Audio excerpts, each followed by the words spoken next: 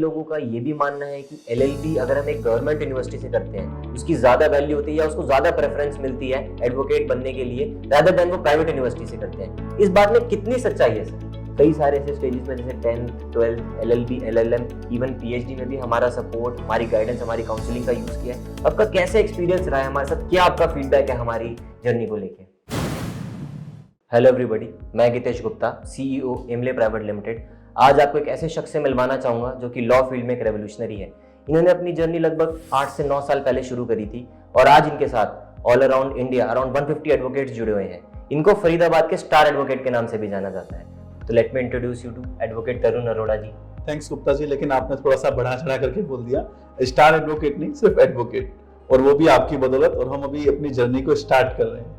पहले तो sir thank you so much, आपने अपना कीमती टाइम हमें दिया। तो थोड़ा सा मैं चाहता हूँ कि आप द लीगल हेल्प के बारे में बताएं, आपकी जर्नी कहाँ से शुरू हुई थी, थोड़ा उस बारे में आप बताइए सर। सर आफ्टर +2 मैंने प्राइवेट यूनिवर्सिटी से एलएलबी की और एलएलबी के बाद ही हमने प्रैक्टिस शुरू कर दी थी। मैंने प्राइवेट यूनिवर्सिटी से ही एलएलएम करी।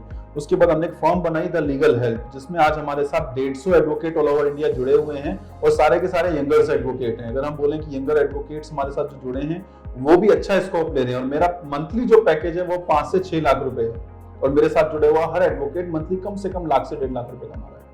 तो सर लॉ डोमेन ही क्यों? मतलब आपने हमारी गाइडेंस और सपोर्ट से बीएससी करी थी तो आप किसी भी डोमेन में जा सकते थे, लॉ ही क्यों डोमेन आपने चूज किया? आफ्टर बीएससी जब मैं जॉब के लिए गया तो मैंने वहां देखा कि जब इंटरव्यू राउंड्स हो रहे थे तो वहां पे भी करप्शन बहुत ज्यादा था। और एक छोटे छोटे से काम के लिए जब हम कहीं जाते थे वहां पे भी करप्शन, हर किसी को रिश्वत चाहिए। तो इन सारी चीजों को देखते हुए जो बेस्ट लाइन मेरे को लगी वो लॉ लगी कि हम एक एज एडवोकेट बन करके ही शायद करप्शन को कम करें और लोगों की हेल्प कर सकते हैं। इसलिए मैंने सिर्फ लॉ को ही चुना। सर हाल ही में आजकल एक आपका लॉसूट फाइल हुआ था CPC 91 जो सिर्फ आप ही ने किया था और आप पहले फरीदाबाद के एडवोकेट थे जिन्होंने उसके अगेंस्ट लॉसूट फाइल किया था। थोड़ा उस पे बताइए सर। देखिए CPC 91 आम लोगों की हेल्प के लिए बनाया हुआ एक ऐसा सेक्शन है जिसको हम लाइक PIL के तरीके से यूज कर सकते हैं, पब्लिक इंटरेस्ट लिटिगेशन। मैं इस चीज के लिए हैरान था कि CPC 91 का कोई भी केस फरीदाबाद कोर्ट में पहले फाइल नहीं हुआ था। एक दिन अलवर कोर्ट में हमने एक पिटीशन फाइल की थी, जिसके बाद वहां के जो जज साहब थे, कौशिक साहब, उन्होंने मेरे को स्पेशली डायरेक्शन दी कि आप LLM क्रिमिनोलॉजी कर रहे हैं लेकिन सिविल में भी CPC स्टडी करें।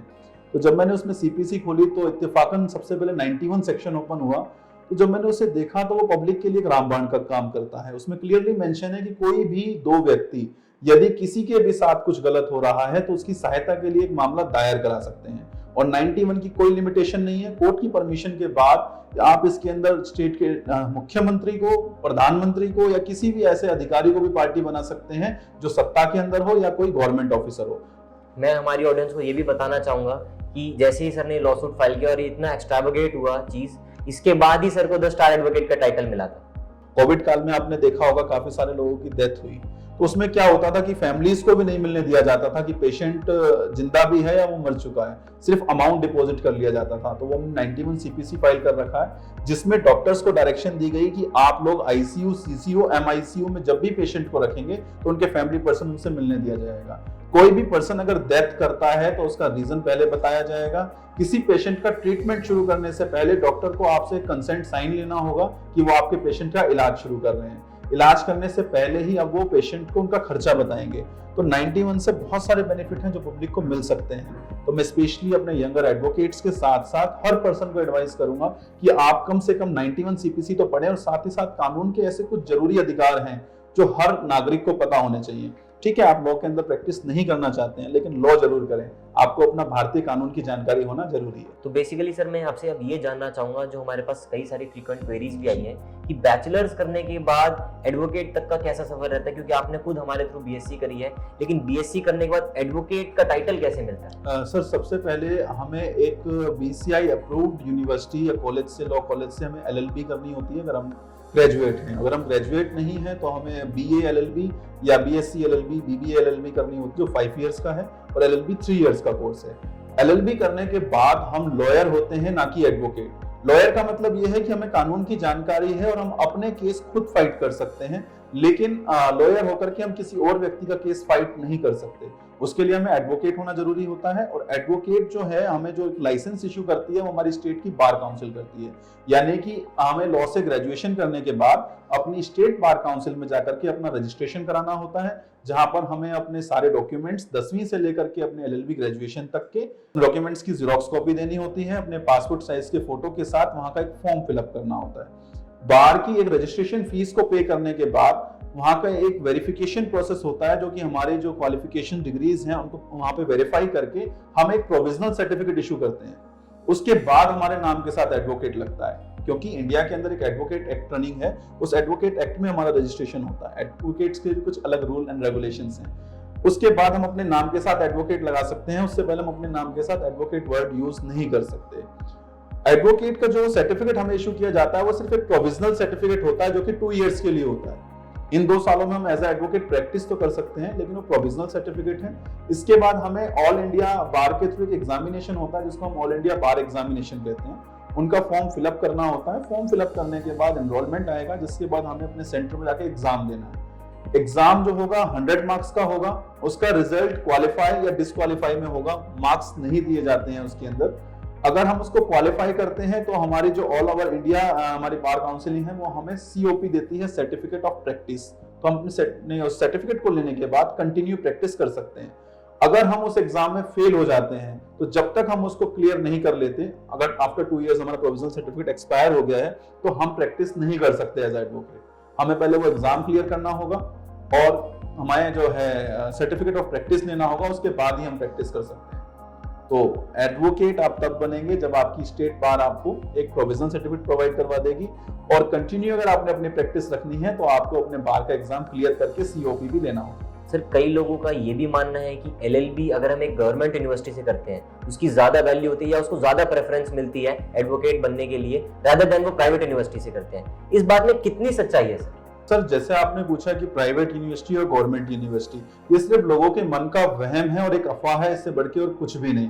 क्योंकि जब हम अपनी स्टेट बार काउंसिल में रजिस्ट्रेशन के लिए जाते हैं तो सिर्फ ये चेक किया जाता है कि हम जिस भी यूनिवर्सिटी से एजुकेशन लेकर के आए हैं, ग्रेजुएशन लेकर के आए हैं, वो BCI अप्रूव्ड है या नहीं। अगर वो BCI अप्रूव्ड है तो सबको एक ही सर्टिफिकेट इशू किया जाता है, प्रोविजनल सर्टिफिकेट। सबने ही बार का एग्जाम देना होता है, और जब हमें सर्टिफिकेट इशू किया जाता है उसमें ना तो किसी यूनिवर्सिटी का नाम होता है, ना उसके अंदर किसी गवर्नमेंट यूनिवर्सिटी या प्राइवेट यूनिवर्सिटी का सब कोई नाम नहीं होता।